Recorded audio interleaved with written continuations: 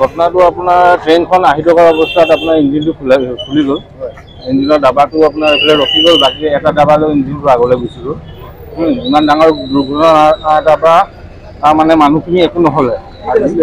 এইখন আপোনাৰ কামৰূপ এক্সপ্ৰেছ হাওৰালৈ যায়, এইখন বাণীপুৰৰ পৰা প্ৰায় আপোনাৰ 2-3 কিলোমিটাৰ আঁতৰত এইটো ঘটনা হৈছে। যাত্ৰী যথেষ্টখিনি যাত্ৰী আছে ইয়াত, কিন্তু ভাগ্য ভাল মানুহৰ একো নহ'লে। আমি ইয়াত আহি পালোঁ, আমি চালোঁ যাত্ৰীবিলাকৰ কিবা হৈছে নেকি, আৰু একো হোৱা নাই। খালি ট্ৰেইনখন মানে আপোনাৰ হেৰিত আছিল। বহুত ডাঙৰ ঘটনা এটাৰ পৰা মানে আজি ৰক্ষা হ'ল আপোনাৰ, যাতে এনেকুৱা হ'ব নালাগে। আপোনাৰ এইটো ভুল আপুনি কাক ধৰিব, আপোনাৰ ৰেলৱে আপোনাৰ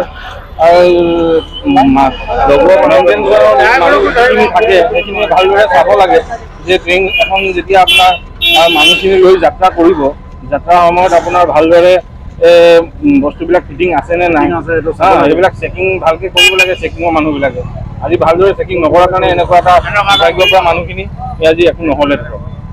ট্ৰেইনৰ ইঞ্জিন কৈছে লাহোৱাল পালে, আৰু ইঞ্জিন ইয়াত কৈছে চালকত থাকিবলগীয়া হৈছে। ইমান যান বাহন আছে, তো ট্ৰেইনখন অলপ চাই চিতি অলপ যাব লাগে। বহুত স্পীডত আছিলে ট্ৰেইনখন স্পীডত থকাৰ পিছত যিটো হিচাপত ফ'ল' কৰিছে, আমিতো ভাবিছোঁ কিবা হৈ গৈছে।